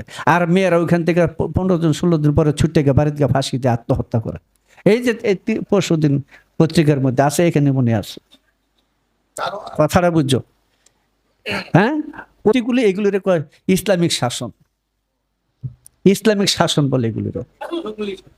হ্যাঁ পৃথিবীর মধ্যে সবচেয়ে অভদ্র জঘন্য মতো জাতি হলো এই আফগানিস্তানের তালেবান। আমাদের দেশের মোল্লারা, কবি মোল্লারা দিগ্বেজে খায় খুশিতে এগুলোর ইসলামিক রাষ্ট্র। হ্যাঁ চিন্তা করে দেখি। তাই কই যে কত কিছু যে ঢুকায় থুয়ে দিয়েছে এটার হিসাব নাই। পর্দা, মোল্লা কখনো পর্দা নাই, মোল্লা কখনো পর্দা নাই। পর্দা হচ্ছে পুরুষের জন্য। আগে তুমি দৃষ্টি নত রাখো, সূরা নূরের 30 নম্বর আয়াত। কথা বুঝছো? কথা বুঝছো? কাজী জারজ কি জিনিস এটা বুঝার বিষয়। কারণ এরম তো বলতে হইতেছে যে ঈসা নবীর তো বাপ নাই নাকি। আর রূহ যখন মরিয়মের কাছে গেল, রূহ যখন মরিয়মের কাছে গেছিল তখন কি হয়েছিল? বাসার রূপ ধরছে। বাসার রূপ বোঝা যায়, এই অভাবটাকে বাসার বলা হয়। এই রূপ ধরে গেছিলেন, তাতে মরিয়ম একটু ভয় পাইছিলেন, ভীত হয়ে গেছিলেন। তিনি রূপ ফুৎকার করলেন নাকি। সেই রূপ কি জিনিস, দেখতে কিরকম? রুহুল আজম কাকে বলে, এটা দেখতে কিরকম? ওই যে কে জানি একটা গান লেগেছে দেওয়ান রোশনতে, কে জানি, কামিলিন পীর হবেন যিনি, রুহের সুরাত দেখাবেন তিনি। বুঝছে না? সে রুহুটা কি? রুহুল আজম। ওই যে রুহুকে দেশে মাসার রূপ ধরছে, বাসার রূপ এখনো আছে, সবসময় ছিল, আছে, থাকবে। কথা বুঝছো? আর খ্রিস্টানরা বলবে ইউসুফ নামক এক ব্যক্তি ছিল মরিয়মের জামাই। এটা খ্রিস্টানদের কথা, ওরা এটা বলে, এদের কিতাবে লেখা আছে। ঠিক আছে? যখন দেখছে যে অনেক জাগতিক জগৎ এক বিষয়। কথা বুঝছো? এই রূপ মানব রূপ ধরছেন, বাসার রূপ ধরছেন। মরিয়ম মরিয়ম কি জিনিস? খাদেম। যিনি খাদেম হবেন, যিনি গুরুর খাদেম হবেন, কিন্তু আব্দু হয়ে যাবেন, তার মধ্যে সে রূহ জাগ্রত করবে। মরিয়ম বলতে বুঝতে হবে আসলে মরিয়ম কি জিনিস। ধর্মকথা, কোরআনের কথা রূপক, সরাসরি অর্থ করা যাবে না। তাসাবাহা, রূপক, তার মোহকামাত বুঝতে হবে, সমজ্জ্বল অর্থটা বুঝতে হবে। সমজ্জ্বল অর্থ বুঝতে না তার কোরআন সম্পর্কে কথা বলা ঠিক না। আমাদের যে কাগজে কোরআন রেখে আছে ঠিক কোরআন এখানে না, কোরআনটা ওই জায়গাত না, ওটা নাজিল কোরআন না, এটা রাসূলের জবানের পর্যন্ত কোরআন, যেটা শব্দ প্রকাশ করছে। কথা বুঝছো? ওটা হারা লেখা রাখছে, ওটা মুখ বধির কোরআন। সৌদিদের ভাষায়, হ্যাঁ, শুদ্ধ ভাষা, ইসমাইল নবীর ভাষা, জোরহম গোত্রের ভাষা, ওই ভাষায় কোরআন লিপিবদ্ধ করে রাখছে, যাতে বুইলা না যায় সেটার জন্য। কোরআন তো আমরা ওখানে না, কোরআন তো মানুষ। কোন মানুষ? জিন্দা মানুষ। কোন মানুষ? পরকালপ্রাপ্ত মানুষ। কোন মানুষ? চেতন মানুষ। কোন মানুষ? আল্লাহ পরিষদের মানুষ। কোন মানুষ? নবুয়ত, নবী, বেলায়েত, ওলিয়া, মুর্শিদ, ওরা জিন্দা কোরআন। ওইখান থেকে আল্লাহ মাহুল বায়ান, আল্লাহর কথা আসতেছে। ওরে নবীজির বেদ কবে জানবি আর, ওরে পাগল মন আমার, আমার নবীজির বেদ কবে জানবি আর। যার প্রেমেতে নামাজ পড়ে আমার আল্লাহ পরওয়ার, ওরে পাগল মন আমার, নবীজির বেদ কবে জানবি আর। যার কালাম সে না বললে কেউ নিতে পারবো? আল্লাহ নিজের কথা নিজে বলতে হইল রাসূল অবতার। হ্যাঁ, নিঃশব্দ কালাম আল্লাহর শব্দ নাহি তার, আর রাসূলের জবানে কালাম হইল শব্দের আকার, নাতেক কোরআন। রাসূলের জবান খুলে গেছে, ও জবানে কে কথা বলে? ও আমায় ইন্তুকা আনিল হাওয়া। কোরআন বলতেছে মোহাম্মদের, রাসূলের নিজ প্রবৃত্তিতে কিছু বলেন না, তাহলে কে বলেন? আল্লাহ বলেন। ওইখানে নাতেক কোরআন। কথা বুঝছো? কাজে কতগুলো বিষয় আছে যে এই জারস কথাটা আমাদের দেশে এমনভাবে প্রচলিত, জারস জ্বালায় আর শান্তি নাই। কথাটা বুঝছো? যদি আজকে মাওলা আলীর আইন থাকতো, মাওলা আলীর আইন থাকতো, তাহলে এই সমস্যাটা হইতো না। কথাটা বুঝছো?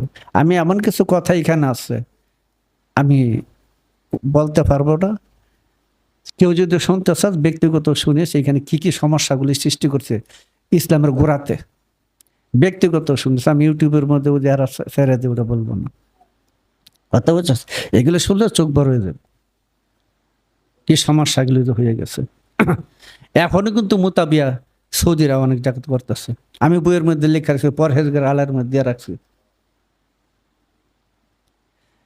খালি একটু কথা বলি, মাওলা আলী বলছে হযরত ওমর যদি মুতাবিয়া নিষেধ না করতো তাহলে কিয়ামত পর্যন্ত উম্মতে মুহাম্মদের জিনার দেওয়া বিদ্যুৎ হতো না।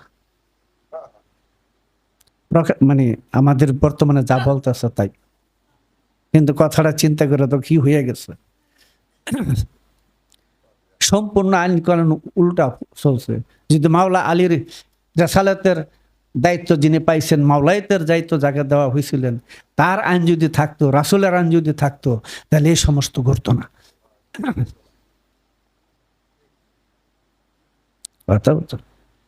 হযরত ওমর আরেকটা কাজ করছে।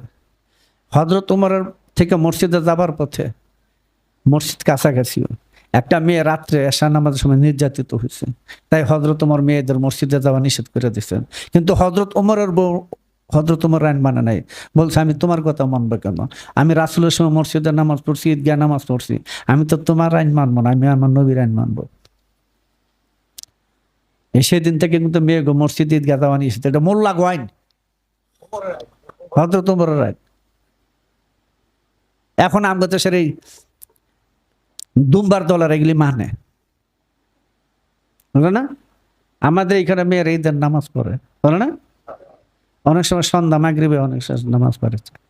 অনেকে সমালোচনা করে যে হারা বেড়া বেডি একসাথে নামাজ পড়ে। এ হারামরা তো 14 খ্রিস্ট বৃক্ষে কিতাব দেখে জানি।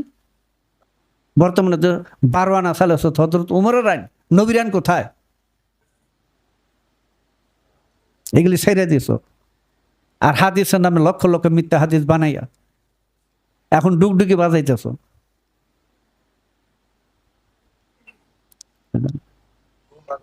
নবীর সময় তো ছেলে মেয়ে একসাথেই থাকতো, মেয়েরা পিছনে নামাজ পড়ছে, ছেলেরা সামনে নামাজ পড়ছে, ঈদগাহে নামাজ পড়ছে, মেয়েরা পিছনে ছিল। এবং বলছে একটা ওড়না দিয়ে হলো, যদি কারো সমস্যা আছে না, ওড়না নাই, একটা ওড়না নাই, কইছে তুমি আর তোমার বান্ধবী এক ওড়না দিয়ে ঈদের মাঠে আসতে হবে।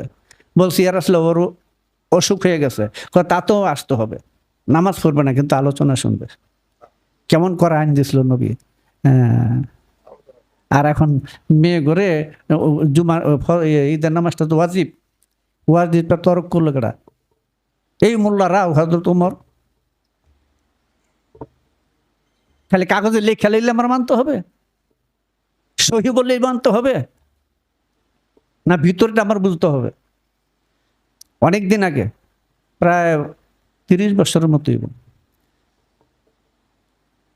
সদরঘাট দিয়ে আমি আসতে আসি, ওইখান তো অনেক বই পাওয়া যায়। একটা বই দেখলাম, লেখা হলো গুনিয়াতুত তালিবিন, বরফ ইসলাম নামে এটা প্রচার করতেছে। তো দেখলাম গুনিয়াতুত তালিবিন বইটা লইছি, লিয়া খুলে আসি, এদের ভিতরে মণিহার উপন্যাস, মণিহার একটা উপন্যাস আমি পড়ছি, সে উপন্যাস বই। মলারটা হলো ফতুহুল গায়েব, আর ভিতরে হলো এমন কোন হাদিস আছে যেটার মধ্যে কিছু ভুল মিশ্রিত নাই, কিছু ঢুকায় নাই। স্বয়ং ইমাম বুখারী পর্যন্ত বলছে, আমি যে হাদিসগুলো নিজে সত্য বলে মনে করছি আমি এটা দিছি, আর ওগুলির মধ্যে যে মিথ্যা হাদিস তা না, ওইখানে প্রচুর সত্য হাদিস, আমার দৃষ্টিতে এটা সত্যি, তাই দিছে। এটা ওনার মত। কথা বুঝছো?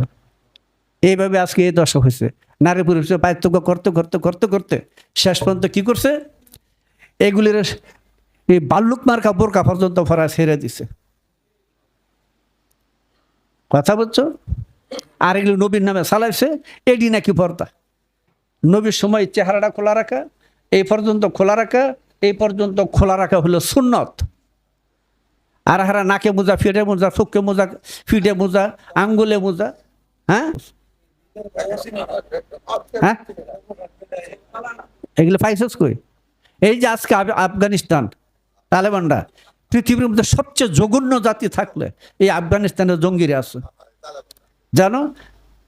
হ্যাঁ, কি করছে? নারী অপহরণ, গণধর্ষণ এরা করতেছে। কথা বুঝছো?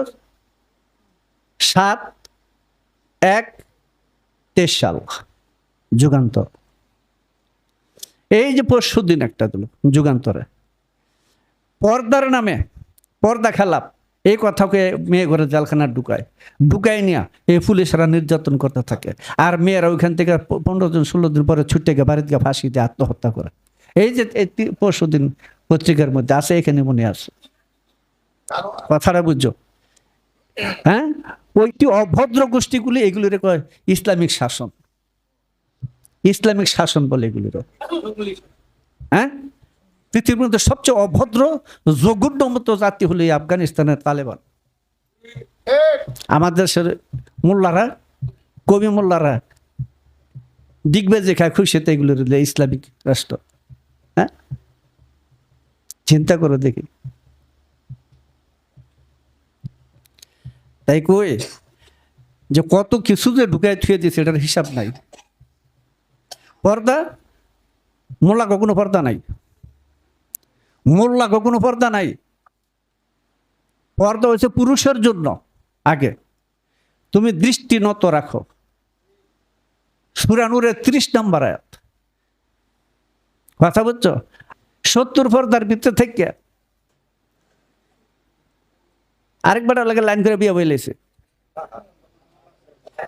হ্যাঁ, বিয়া তো বইসই কয়েকদিন পরে মিরপুরের মাদ্রাসার এক সারাই না গোপনে ঘরের মধ্যে 5 দিন রাখছে। এই 70 পর্দার ভিতরে এগুলি কি? হ্যাঁ, এইটা কেমন কথা?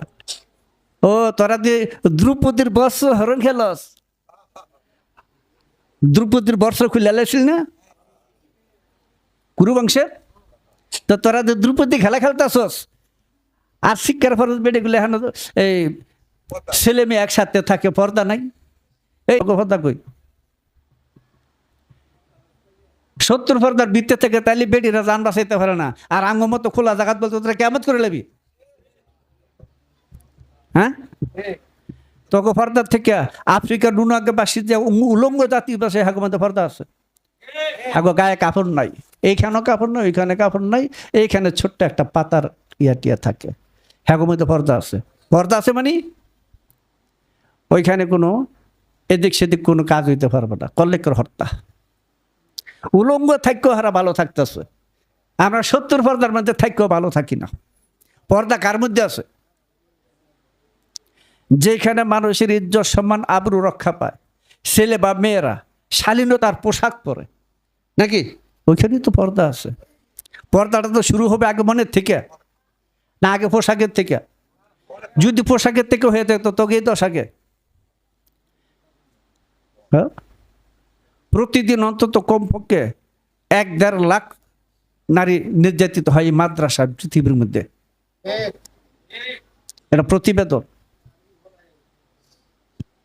আমরা তো ফকিররা গেছি, ওই তোর একটা শুদ্ধ মানুষ তোকে দশে এরকম হ্যাঁ, এটি কইতে কইতে কইতে বলতে রাত পার হইবে, এতগুলো কইতে পারবো এখন।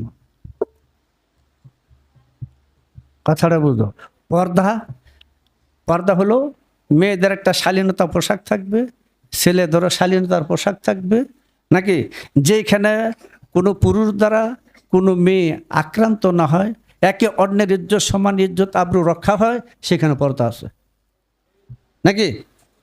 আফগানিস্তানের এক মেয়ে বললাম, কতবারই বলছি, পোশাকের উপরে একটা লোহার ব্রা একটা অন্তর্বাস করছে, লোহার বানানো, এটা পুরা রাস্তায় পারেছে।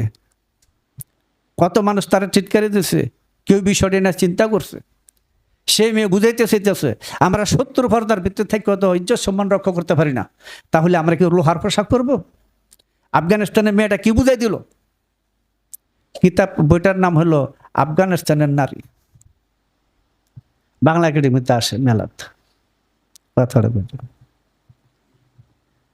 খালি যে পর্দা পর্দা করো, তুমি পর্দা গেছে কই? দেখ, অনেক তথ্যই কিন্তু আমার কাছে আছে, এটি বলা ঠিক না। সব জায়গাতে ভালো মন্দ আছে না? আচ্ছা, হযরত ওমর সবাই বলে সুশাসন, সুশাসক ছিল, সুশাসন করছেন, তো হযরত ওমরের বাড়ির কাছে গেলে নারী নির্যাতন হইল, থাকতে পারে না, তাহলে হযরত ওমর দোষী? আচ্ছা, মানুষ ভালো মন্দ করে না, কিছু তো একটা হইতেই পারে, করতে পারে না? এমন কোন গ্যারান্টি দিতে পারবে কেউ যে আমার এখানে কিছু হবে না এরকম? ফকির হোক আর মোল্লা হোক, পারবে? হ্যাঁ, তাহলে পর্দা নিয়ে বাড়াবাড়ি করে কেন? পর্দা তো গুলি না, এই চেহারা খোলা রাখা সুন্নত, এইটুকু খোলা রাখা মেয়েদের সুন্নত, ওইটুকু খোলা রাখা সুন্নত। তোমাদের গুজামিল মার্কা ইতিহাস আর বাদ দাও, মানুষকে জানোয়ার বানায় একবার কতদিন? এটা জানোয়ারি স্বভাব। এই যে পরশুদিন মনে সম্ভবত দিচ্ছে, তাজিকিস্তান 96% মুসলমান, তাজিকিস্তানের মধ্যে বোরখা হিজাব নিষেধ এবং দাড়ি নিষেধ। এই যে পরশুদিন যুগান্তরে দিয়ে দিয়েছে। আচ্ছা, এই দেশে আলেম মাওলানা আছে না? এরা কি সাবজেক্টটা দেখেন নাই? হ্যাঁ, এরা প্রতিবাদ করলো না, সংসদে পাস করে দিল। কথাটা বুঝছো? অনেক দেশই চেষ্টা করে। হিজাব মানে এই না যে আমি করে গোমটা দাবিয়ে থাকবো আর হাতে পায়ে মোজা সব হিজাব করছে, চোখটা খোলা থাকে না। আমি 14 গোষ্ঠী দেখি, তখন পর্দার খেলাপ হয় না, হ্যাঁ, আর আমি দেখলে পর্দার খেলাপ হয়। আর চোখ তো খোলা, চোখ দিয়ে সব দেখে না, ভালো মন্দ ছেলে মেয়ে সবকিছু দেখে না। হ্যাঁ, চোখের হ্যাঁ হিজাবটা কি আনো চোখের মধ্যে? অনেকে রঙিন চশমা লাগায়, তাও তো হ্যাঁ কি কথা, চোখ তো খোলা। রঙিন চশমা লাগাক আর জিডি লাগাক, চোখ তো খোলা। হ্যাঁ, দেখে না মানুষ, পরপুরুষ দেখে না বলে কি হয়ে যায়? কিচ্ছু হয় না, মোল্লার বানায় করছে এগুলি। রাসূলের সময় মেয়েরা খেজুর বাগানে কাজ করতে যেত গা, স্বামীদের সাথে চলে যেত। হযরত ওমরের স্ত্রী পাহাড়ের মধ্যে ছাগলের ঘাস কাটতে যেত। কথাটা বুঝো। আর রাসূলের সময় মেয়েরা, রাসূলের পরও মেয়েরা একে অন্যের মেহমানদারি করত, মেহমানদের সাথে বসতো, খানা দানা করতো, তাদের মধ্যে কুশলাদি বিনিময় হইতো, বাজারে যাইতো, ছেলে সাহাবিদের মধ্যে মেয়ে সাহাবিদের মধ্যে কুশল বিনিময় হইতো, জিজ্ঞাসা করতো, সালাম দিত। এ মোল্লারা এগুলি মানুষের কানে তো সরাই দিছিস কেন? হ্যাঁ, মদিনার এক ধনী মহিলা ছিল, ধনী মহিলা ছিল। সে প্রতি শুক্রবারে অনেক হালুয়া তৈরি করে রাখতেন, আর সবাই যাইয়া ওই মহিলার বাড়িতে বসতো। সেই মহিলা নিজে সবাইকে হালুয়া বিতরণ করে খাওয়াইতো। কাজী পর্দার যে সাবজেক্টটা, এটা হলো সজাগতা, যে ছেলেদের একটা শালীনতায় থাকবে, দৃষ্টিনত থাকবে, তাদের দৃষ্টির মধ্যে একটা শালীনতা থাকবে, একটা ভদ্রতা থাকবে, নম্রতা থাকবে, একটা আদব থাকবে। কথা বলছো? আর মেয়েদের শালীনতা পোশাক থাকবে, তারাও সেই মানসিক জগতে যে পর্দা রক্ষা করতে পারতেছে না, সে কিন্তু বাহিরে তো পর্দা রক্ষা করতে পারবে না। পর্দার অর্থ এই না চোখে মোজা, কানে মোজা, ফেটে মোজা, ফিটে মোজা, আঙ্গুলে মোজা, মুরাতে মোজা, তালুলাতে মোজা, এগুলি না পর্দা নাম, এগুলি না। কে শিখেছে এগুলি? কোথায় পাইছে? এক এক মোল্লার বউরে জিজ্ঞাসা করা হয়েছে, এইভাবে চতুর্দিকে মোজা ফিরা থাকার বিধান কি নবীর সময় ছিল? ওই মেয়ে লোক কইতেছে না, নবীর সময় এরকম ছিল না। তো এরকম করা হয় কেন? ওইটা আমাকে শ্বশুরের আইন, শ্বশুরের আইন বলে, বুঝছো? এটা বলে শ্বশুরের আইন। শ্বশুর তো শ্বশুর করে করবই। ওর মৌলবাদ, গোড়াবন্ধ, সুম্ম মুখ অবিমন ফাফুয়ালা তাজারে তুল। এরা অন্ধ, বদির, মুখ হোবা, এদেরকে সত্যি আনা যায় না। কোরআনে বলেছে সূরা বাকারা 19 নম্বর আয়াত। তোমরা দেখে লো, আমি নামটা বললাম, এটি কানা, এটা বদির, বোবা। কাজে যেখানে মানব জগতে মুক্ত মনে চলার মতো শক্তি যেখানে সৃষ্টি হয়, যেখানে মুক্ত মনে চলার ঐক্যতা সৃষ্টি করার বিধান সৃষ্টি হয়, রচনা হয়, নির্দেশ দেওয়া হয়, যেখানে ছেলেমেয়ে উভয়ই পাশাপাশি পবিত্র প্রেম ভাব নিয়ে বসে, শালীনতা নিয়ে বসে, সেখানে পর্দা আছে। যেখানে সবারই ইজ্জত সমান আবরু রক্ষা পায়, সেখানে পর্দা আছে। আর যেখানে শত্রু পর্দা থাকলো আত্মসম্মান ইজ্জত আবরু রক্ষা পায় না, ওটা কোনো পর্দা নেই। ওইখানে পর্দা আছে। হ্যাঁ, পর্দা তো আছে ভালোই। পর্দার আর একটা সুবিধা আছে, মৌলবাদী একটা পর্দার সুবিধা আছে, বেরিয়ে। এই তো মোল্লা টাওয়ারের মধ্যে আমাদের বাসার সামনে এই 5-6 বছর আগে এই পর্দার ভিতর থেকে 2টা পিস্তল পাইছে, 2 বুড়ির। দেখছো পর্দার ভিতরে কি? এটার আর একটা সুবিধা হলো কাপড় লুকাইতে পারে। টিভিতে দেখা অনেক জায়গা দেখা না, হ্যাঁ, এইটির লেগে এটা কাম লাগে ভালো। তাই আমি বলি না যে তাইলে কি বোরখা চোরখা ফার দেবো না, সবই ঠিক থাকবে। এখন যা করে তাই কইলাম, বোরখা পরে পড়ুক, কিন্তু এইটুকু খোলা, এইটুকু খোলা। এগুলি আমাদের দেশে এই মোল্লারা বাইর করছে। এই সমস্ত পর্দার হাকিকত না বুঝে এই কাপড়ের পর্দা বুঝে নিছে। না, পর্দা দুইটাই বুঝতে হবে, শালীনতার পোশাকও বুঝতে হবে এবং অন্তর্জগতের মধ্যেও শালীনতা রক্ষা করে। যার মধ্যে এই শালীনতাটুকু নাই, তার পর্দা নেই।